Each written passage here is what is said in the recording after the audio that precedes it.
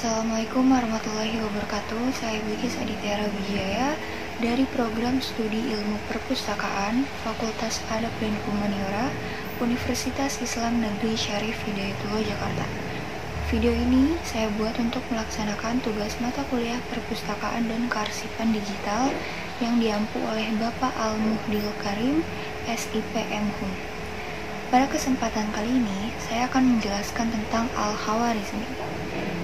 Pada awal pertumbuhan Islam, dunia pengetahuan mengalami zaman kemasan dengan munculnya ilmuwan-ilmuwan muslim yang hingga saat ini penemuannya masih digunakan dan menjadi rujukan sebagai dasar perkembangan pengetahuan modern.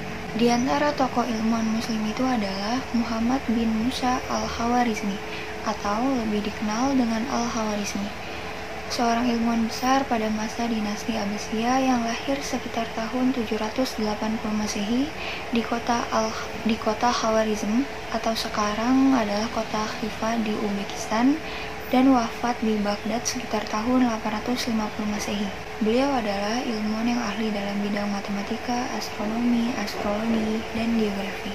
Saat masih kecil, orang tua Khawarizmi membawanya pindah ke sebuah daerah di selatan kota Baghdad. Di Baghdad inilah Al-Khawarizmi mulai semangat dalam menuntut ilmu. Hingga pada saat beliau remaja, tepatnya di masa Khalifah Harun al-Rashid, Al-Khawarizmi sudah diangkat menjadi anggota di Bait al-Hikmah. Bait al-Hikmah adalah lembaga penerjemahan, pusat penelitian ilmu pengetahuan, juga sebagai perpustakaan besar yang didirikan oleh Khalifah Harun al-Rashid. Tempat tersebut menjadi ruang berkumpulnya para ilmuwan. Kecintaan Al-Khawarizmi pada pengetahuan mendorongnya untuk mempelajari bahasa Sanskerta dan juga bahasa Yunani. Setelah mahir dan menguasai bahasa-bahasa itu, Al-Khawarizmi kemudian mulai menerjemahkan beberapa buku, seperti buku India berjudul Siddhanta yang berisi ilmu astronomi. Beliau terjemahkan ke bahasa Arab.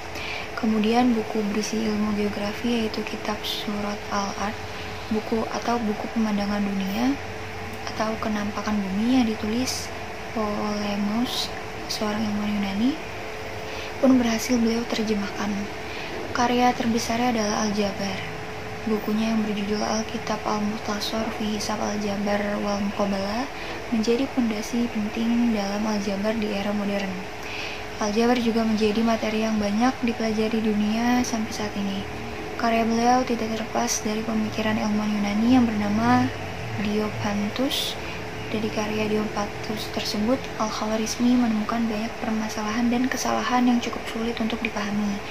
Dari situlah Al-Khawarizmi mulai memperbaiki dan menyempurnakan Al-Jabar. Beliau mengembangkan tabel rincian trigonometri yang memuat fungsi sinus, kosinus, tangen, kotangen, juga konsep diferensiasi. Karena penemuannya itu, Al-Khawarizmi dinobatkan sebagai Bapak Al-Jabar. Al-Khawarizmi juga telah mempopulerkan penggunaan angka 0. Beliau adalah orang pertama yang menjelaskan kegunaan angka-angka, termasuk angka 0.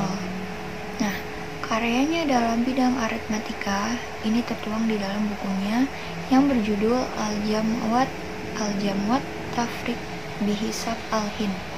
Di dalamnya, Al-Khawarizmi menjelaskan tentang penjumlahan dan pengurangan berdasarkan kalkulasi Hindu. Al-Khawarizmi mengenalkan penggunaan angka Hindu dimulai dari 1 sampai 9 dan juga 0. Beliau juga membahas sejarah angka-angka. Melalui buku-buku pemikiran Al-Khawarizmi inilah orang-orang Eropa belajar menggunakan angka 0 untuk memudahkannya menghitung kelipatan 10, 100, 1000, begitu seterusnya. Bukan hanya Al-Jabar, Al-Khawarizmi juga mengenalkan konsep algoritma yang pengaruhnya sangat besar bagi perkembangan teknologi hari ini. Algoritma adalah ilmu dalam bidang matematika yang mengajarkan tentang langkah-langkah logis dalam menyelesaikan masalah yang disusun secara sistematis. Algoritma juga jadi jantungnya ilmu informatika komputer. Dari semua karyanya dalam bidang matematika dan sangat berpengaruh bagi peradaban umat manusia, Al-Khwarizmi pun dinobatkan sebagai Bapak Matematika. Sekian dari yang bisa saya jelaskan, kurang lebihnya mohon maaf. Wabillahi taufiq wal hidayah. Wassalamualaikum warahmatullahi wabarakatuh.